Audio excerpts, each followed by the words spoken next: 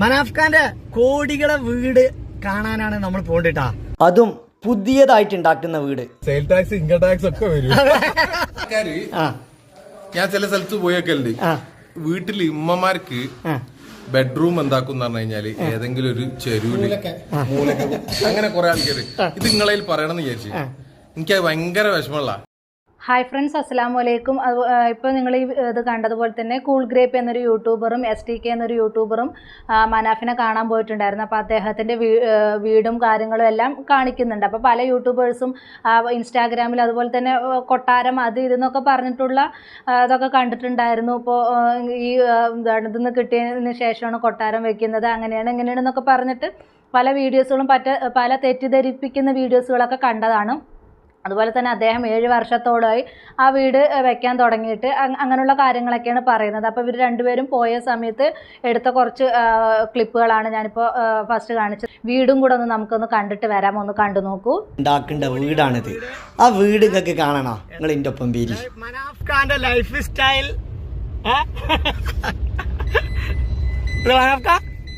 കോടികളെ വീട് കാണിച്ചാൽ കൊണ്ട് നിങ്ങള് ഇത് അങ്ങനെ മനാഫ്ഖാന്റെ വീട്ടിലേക്ക് പോവാണ്. നടന്നുകൊണ്ടിരിക്കുന്നുണ്ട്.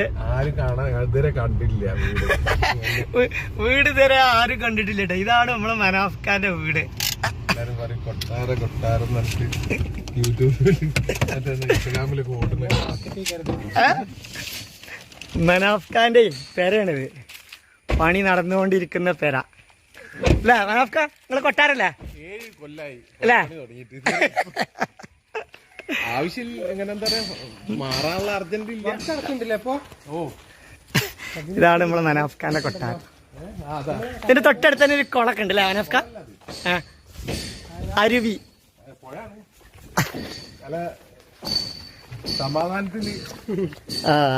സമാധാനത്തില് തോണിയൊക്കെ കഴിഞ്ഞിട്ട്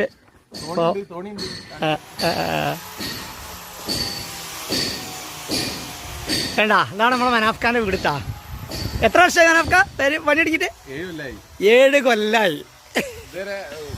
വീടുണ്ടാക്കാനൊരു എന്താ പറയാ ആവശ്യം.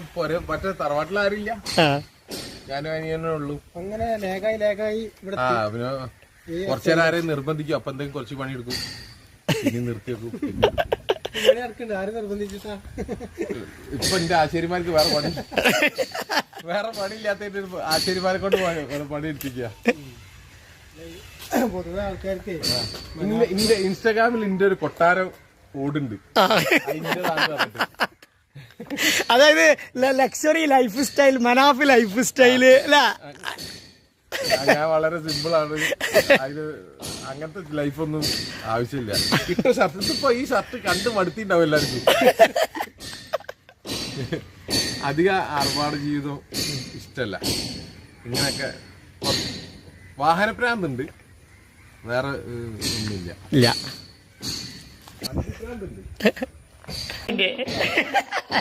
ലക്ഷറി വീട്. ഇതിന് 7 കൊല്ലായി ഈ വീട് ഇതേ കോലത്തിലാക്കാനല്ല.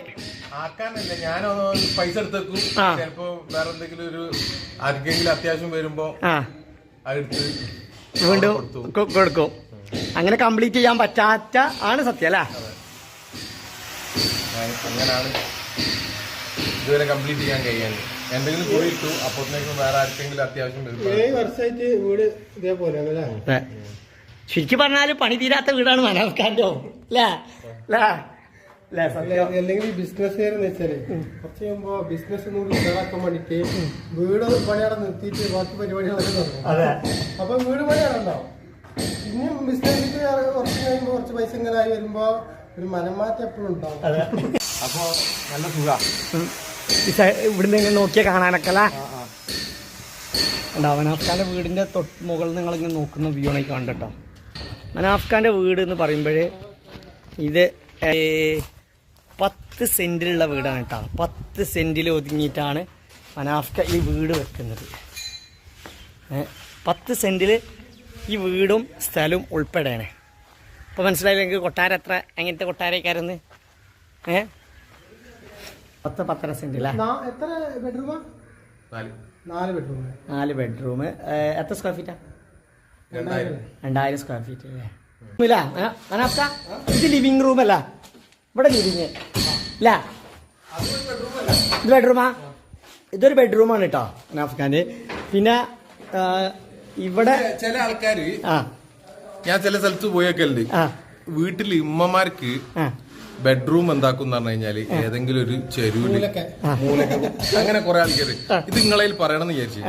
എനിക്കത് ഭയങ്കര വിഷമമുള്ള ഞാൻ ഇത്ര ചെറുതിൽ കിടക്കാൻ തയ്യാറാ. എന്റെ മക്കളെ ബെഡ്റൂം ഇത് അല്ല ഞാൻ അങ്ങനെ പറയണമെന്ന് വിചാരിച്ചു. കാരണം ഞാൻ കുറെ വീട്ടിൽ പോയിട്ടുണ്ട്, ഒരു ചെരുവിലൊക്കെ ഉമ്മമാർക്ക് ഉമ്മയും വാപ്പിയൊക്കെ നമ്മളമ്മ കിടക്കുകയാണെങ്കിൽ വിശാലമായ ബെഡ്റൂമിലാ. ഇതാണ് മനാഫ്ഖാന്റെ ഉമ്മാക്കുള്ള ബെഡ്റൂമാണ് കേട്ടോ. മനാഫ്ഖാന്റെ കിച്ചൺ ഇതാണ് കേട്ടോ, കിച്ചൺ ഇതാണ്.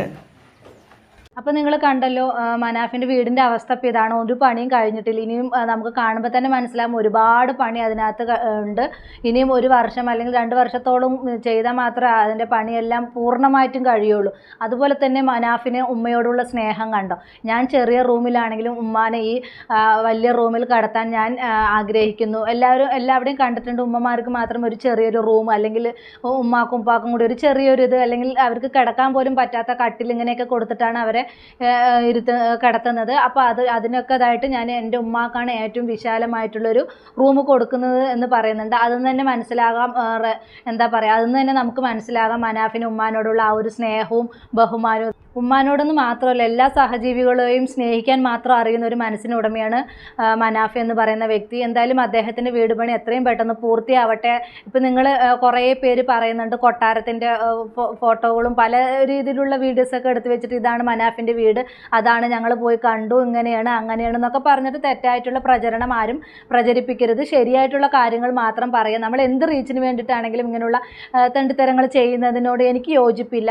നമ്മൾ സത്യസന്ധമായിട്ട് തന്നെ വീഡിയോ ചെയ്യാൻ ശ്രമിക്കുക, നല്ല കാര്യങ്ങൾ മാത്രം പറയും. ഇപ്പോൾ എന്തായാലും മനാഫിൻ്റെ വീടിൻ്റെ അവസ്ഥ എങ്ങനെയാണ്, ഒരു പണിയും കഴിഞ്ഞിട്ടില്ല, ഇനി ഒരുപാട് പണികൾ അതിനകത്ത് ഉണ്ട് എന്നുള്ളത് നമുക്ക് കാണുമ്പോൾ തന്നെ മനസ്സിലാകും. അതുപോലെ തന്നെ എന്താ പറയുക, മനാഫ് ചെയ്യുന്നത് പോലെ തന്നെ നമുക്ക് മനാഫ് എന്ന് പറയുന്നത് ഒരു പാഠമാണ്. എന്താ വെച്ചാൽ നമുക്ക് എന്താണ് സഹജീവികളെ എങ്ങനെ സ്നേഹിക്കണം, അതുപോലെ ഉമ്മാനെ എങ്ങനെ സ്നേഹിക്കണം എന്നൊക്കെ നമുക്ക് മനസ്സിലാക്കി തരികയാണ്. ഉമ്മാക്കും നമ്മൾ എത്രത്തോളം വേദന സഹിച്ച് എത്രത്തോളം വളർത്തി വലുതാക്കി നമ്മളെ ഒരു പൊസിഷനിലെത്തി നമ്മളെല്ലാം പല ഭാഗത്തായി, എന്നിട്ട് നമ്മൾ ഉമ്മാനെ നോക്കേണ്ട ഒരു അവസ്ഥ വരുമ്പോൾ അവർക്കൊരു എന്താ പറയുക, ഒരു കുടിലിനേക്കാളും ഇതായിട്ടുള്ളൊരു ചെറിയൊരു കുഞ്ഞു റൂം കൊടുക്കുക, ബാക്കിയുള്ളവരുടെയൊക്കെ വലിയ വിശാലമായിട്ടുള്ളൊരു റൂം കൊടുക്കുക, അതൊക്കെ എത്രമാത്രം തെറ്റാണ് അല്ലേ. അപ്പോൾ ഉമ്മാക്കും വാപ്പാക്കും നല്ല സാഹചര്യത്തിൽ അവർ ഒരുപാട് അനുഭവിച്ചിട്ടാണ് വന്നത്.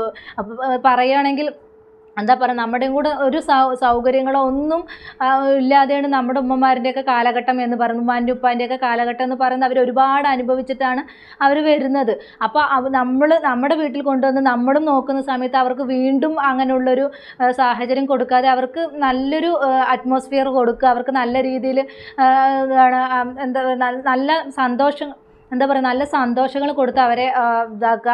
അതുമാത്രമേ ഉള്ളൂ എനിക്കിപ്പോൾ പറയാൻ. എന്താ വെച്ചാൽ അത്രയും മനാഫിൻ്റെ ഇങ്ങനെയുള്ളൊരു ഇതൊക്കെ കാണുമ്പോൾ ഭയങ്കര ഇത് തോന്നുന്നുണ്ട്. നമുക്കും കൂടെ ചെയ്താൽ എന്താണ്, നമ്മളും കൂടെ മനസ്സിൽ വിചാരിക്കാത്ത കാര്യങ്ങളാണ് അദ്ദേഹം ഓരോന്ന് പറയുമ്പോൾ തന്നെ നമുക്ക് തോന്നുന്നത്. എന്തായാലും അദ്ദേഹം ഈ ചെയ്തത് ഭയങ്കര നല്ലൊരു കാര്യം തന്നെയാണ്. നമുക്ക് എല്ലാവർക്കും എന്താ പറയുക, ഉമ്മാനും ഉപ്പാനെയൊക്കെ വൃദ്ധസദനത്തിലും അവിടെ ഇവിടെയൊക്കെ കൊണ്ടുപോകുന്നവർക്ക് കണ്ടിരിക്കേണ്ട ഒരു ഇത് തന്നെയാണ് ഇങ്ങനെയൊരു ഇത്. അദ്ദേഹത്തിൻ്റെ ആ ഒരു മനസ്സ്, ഇത്രയും വലിയൊരു റൂം, ഞാൻ ഈ ചെറിയ റൂമിൽ കിടക്കാൻ തയ്യാറാണ്, എൻ്റെ ഉമ്മാക്ക് ഇത്രയും വലിയ റൂം കൊടുക്കാനാണ് എനിക്ക് ആഗ്രഹം എന്ന് പറഞ്ഞ് ആ ഉമ്മാക്ക് കൊടുത്ത ആ ഒരു റൂം മനസ്സിൽ സന്തോഷമായി, ഒരുപാട് സന്തോഷമായി. എന്താ പറയുക, ഇതെല്ലാം നിങ്ങളും കണ്ടിരിക്കണം. ഇന്നത്തെ തലമുറ, ഇന്നത്തെ കാലഘട്ടം എന്ന് പറയുന്നത് ആരെയും സ്നേഹിക്കാനോ ആരെയും ബഹുമാനിക്കാനോ ആരെയും ഇതാകാനോ ഒന്നിനും സമയമില്ല. ഫുൾ തിരക്കാണ്. ഒന്ന് ഫോൺ ചെയ്യാൻ പോലും ഇപ്പോൾ എന്തെല്ലാം സജ്ജീകരണങ്ങളുണ്ട്, എന്നിട്ട് പോലും ഒന്ന് ഫോൺ ചെയ്യാനോ ഒന്ന് സംസാരിക്കാൻ പോലും സമയമില്ലാത്ത കാലഘട്ടമാണ് ഈ വന്ന കാലഘട്ടം. അതെല്ലാം മാറ്റി നിർത്തി മനാഫിനെ പോലെ എല്ലാവരും ഒന്ന് ചിന്തിച്ച് നോക്കുക. എത്ര ഇതായിട്ടാണ് അദ്ദേഹം പറയുന്ന കാര്യങ്ങൾ. അതുപോലെ തന്നെ തെറ്റായിട്ടുള്ള പ്രചരണം ആരും പ്രചരിപ്പിക്കാതിരിക്കുക. അദ്ദേഹത്തിൻ്റെ ഇത് ഇങ്ങനെയൊക്കെയാണ് എന്നുള്ളത് നിങ്ങളിപ്പോൾ കണ്ടല്ലോ. ഇതിപ്പോൾ നേരിട്ട് അവർ പോയിട്ട് എടുത്ത വീഡിയോസും കാര്യങ്ങളൊക്കെയാണ്. അപ്പോൾ അതുകൊണ്ട് തന്നെ അതിൽ നേരിട്ടാണ് ആ വീടും പരിസരവും കാര്യങ്ങളൊക്കെ കാണിക്കുന്നത്. അപ്പോൾ ഇതാണ് സത്യാവസ്ഥ. ഇതിൽ എന്താണ് വീട് പണി കഴിഞ്ഞിട്ടില്ല, മനാഫ് പുതിയ വീട്ടിലോട്ട് പോയിട്ടില്ല.